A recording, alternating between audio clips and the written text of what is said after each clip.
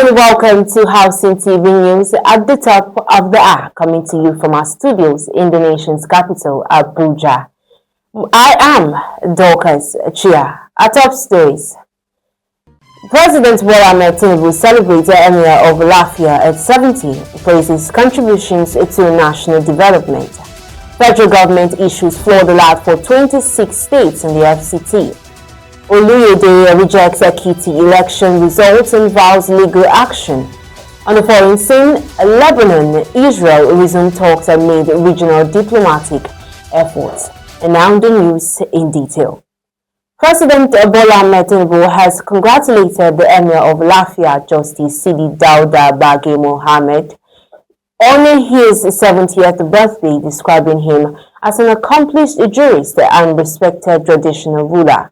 In a goodwill message, President Tinubu highlighted the monarch's distinguished judicial career, which included service at the High Court, Court of Appeal, and Supreme Court before he ascended the throne as the 17th Emir of Lafia in 2019. The president commended the Emir's commitment to peace building, justice, national unity, and interfaith harmony, as well as his contributions to education and community development. President Tinubu also praised Justice Bage's leadership as chairman of the National State Council of Traditional Rulers and Chiefs, while wishing him continued good health, wisdom, and longevity. The federal government has reaffirmed its commitment to strengthen relations with Saudi Arabia following the presentation of the letter of credence of Nigeria's ambassador-designate to the kingdom, Dr. Yakubu Gambo. According to a statement by his media aide Idris Sarauta, Ambassador Gambo represented the document to Saudi Arabia's Undersecretary for Protocol Affairs, Ambassador Abdul Majid bin Rashid Al Masari in Riyadh, as part of the process towards his formal accreditation. Both officials pledged to deepen cooperation in key areas including trade, investment, energy, education, security, and the welfare of Nigerian pilgrims and residents in the kingdom. Ambassador Gombo expressed appreciation for the reception and reaffirmed Nigeria's commitment to expanding bilateral ties in line with Saudi Arabia's Vision 2030 and Nigeria's development priorities.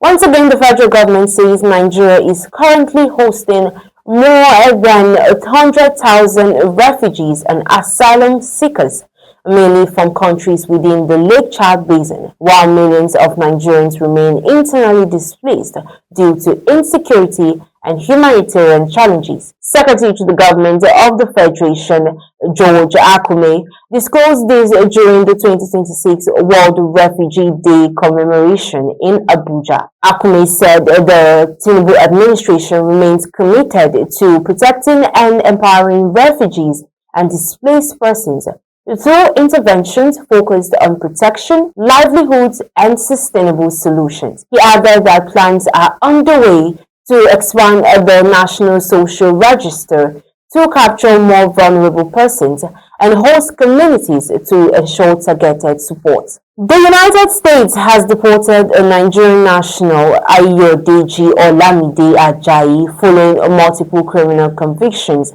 including domestic violence. According to the U.S. Immigration and Customs Enforcement, ICE said Ajayi entered the United States in 2007 on a student visa, but remained illegally after leaving school. The agency stated that he was later convicted of offenses including domestic violence, trespassing, intimidation, and obstruction. ICE also listed additional allegations involving kidnapping, rape, and family neglect, although it did not provide details regarding the status of those cases. The agency said the deportation was carried out as part of ongoing immigration enforcement efforts targeting undocumented immigrants with criminal records. The People's Democratic Party governorship candidate in Ekiti State, Wole Oluyede, has rejected the outcome of the Junior 20th governorship election won by Governor Biodun Oyebanji of the All Progressive Congress.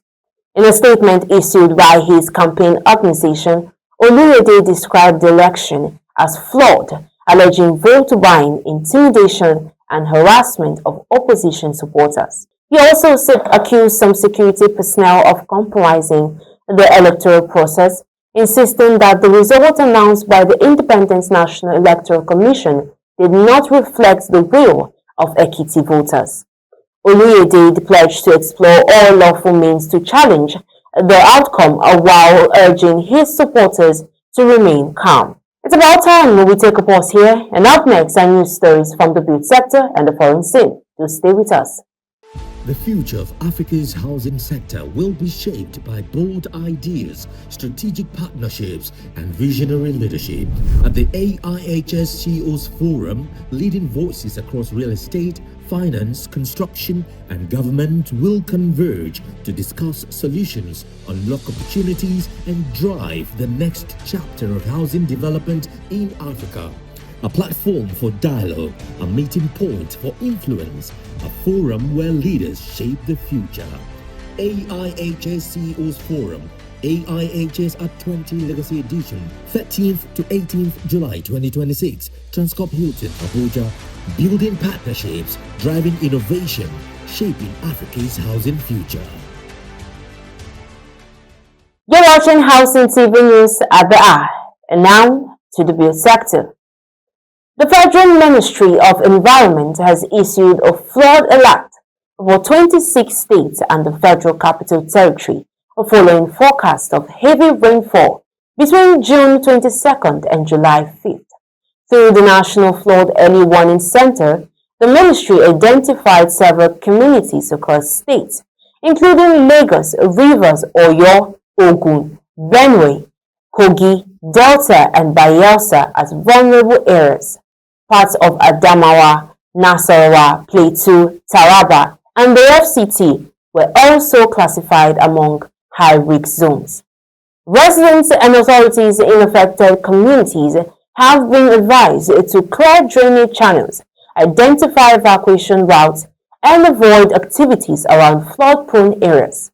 The ministry warned that the worsening rainy season could result in loss of lives, destruction of properties, and displacement if preventive measures are not taken. And now, Niger State Governor Mohammed Bago has allocated 500 hectares of land to Abuja Steel Mills Limited for the development of a large-scale solar farm and the AI Industrial Park in Sabon Wuse, Tafa local government area. Governor Bago described the project as a major step towards positioning Niger State as an investment hub, citing its strategic location and available energy resources. Chairman of African Industries Group, Raj Gupta, said the project would create employment opportunities and support economic growth, adding that the solar facility is expected to become one of the largest in sub-Saharan Africa. Ministers of Power, Steel Development, and Industry, Trade and Investment described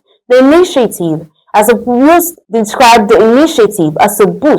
for industrialization, local manufacturing, and renewable energy development. Minister of Works Dave Umahi has called on cement manufacturers to reduce prices, warning that rising costs are putting pressure on contractors and infrastructure projects nationwide. Speaking during the unveiling of Lafarge Africa PLC's new identity as HBM Nigeria PLC, following its acquisition by China's Huaxin Building Materials Group.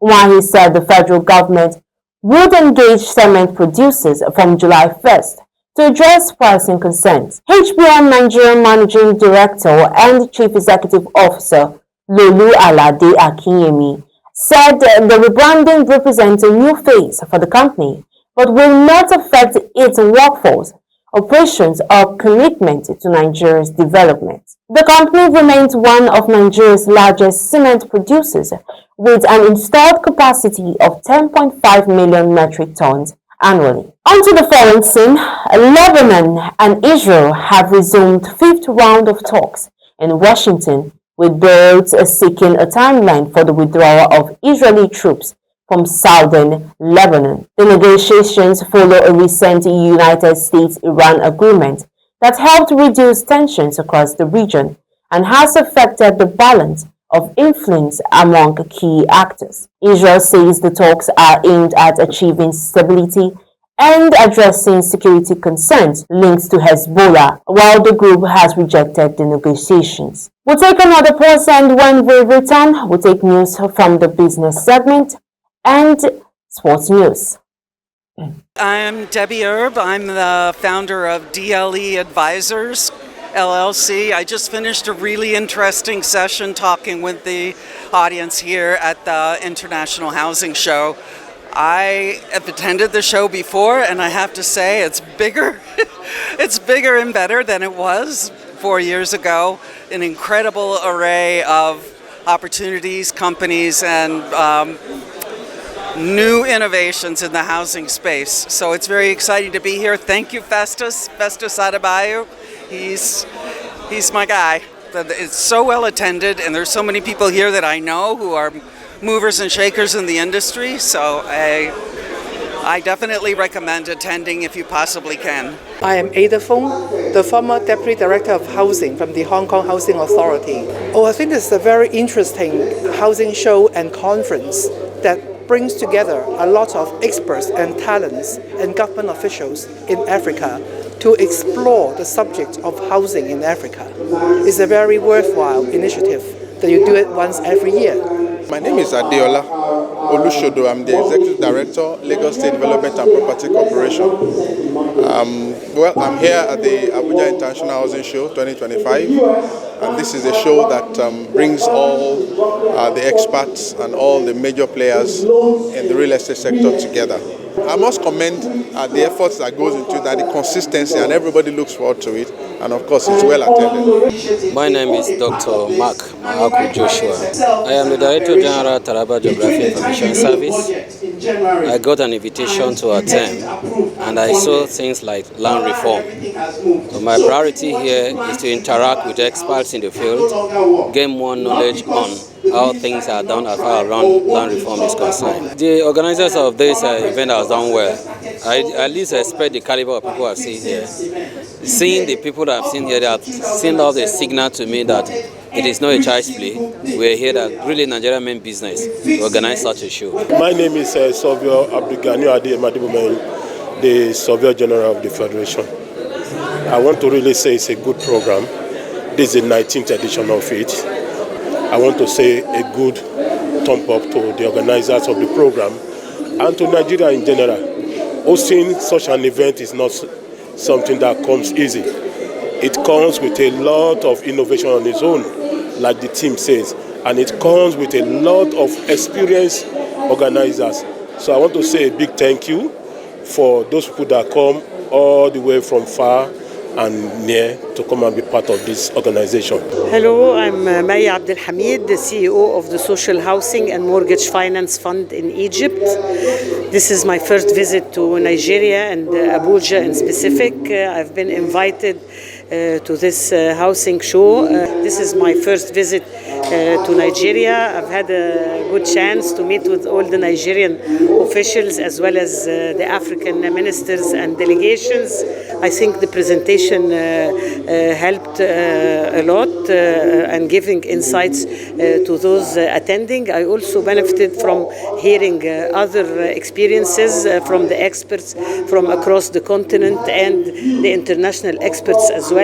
My name is Roland Benoba, and this is the Roland Benoba Real Foundation for Housing and Urban Development. Shout out to AIHS. You guys are doing a great job. This is the 19th edition, and I think it's just going to keep getting better and better and better. Kudos to the team at AIHS.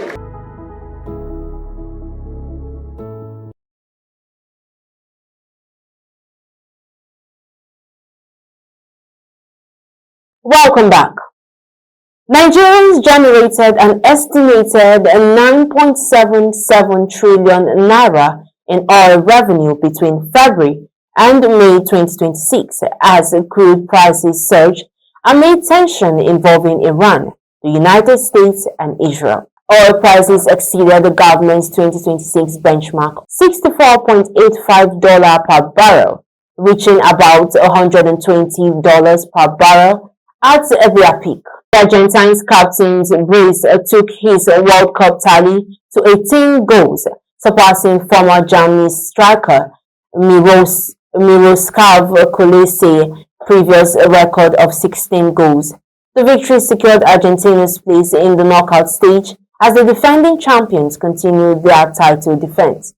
Messi's latest milestone adds another chapter to a career widely regarded as one of the greatest in football history. And that's just the size of our package on Housing TV News at the hour. But before we go, a recap of stories that made the headlines. President Bola Ahmed Tinubu celebrates the Emir of Lafia at 70 and commends a service to a nation. Federal government issues a fresh flood alert for 26 states and FCT. Oluyede rejects election results and vows to defend the mandate. On the foreign scene, we told you that Lebanon, Israel resumed talks amid US-Iran deal. For more news in the housing sector, do well to subscribe to our YouTube channel, Housing TV Africa. Follow us on all our social media platforms and download the Housing TV mobile app and free TV app on your Google Play Store and Apple Store to stay connected. Many thanks for watching. I remain Dorcas Chia. Bye for now. Visit Housing TV Africa on YouTube and click on the subscribe button. Subscribe to Housing TV Africa to stay updated on latest happenings in Nigeria's housing sector. Follow our social media pages, like and share our posts on Facebook, Housing TV Africa, on Twitter, Housing TV Africa, Instagram, Housing TV Africa. Join the conversation and keep up with latest housing updates.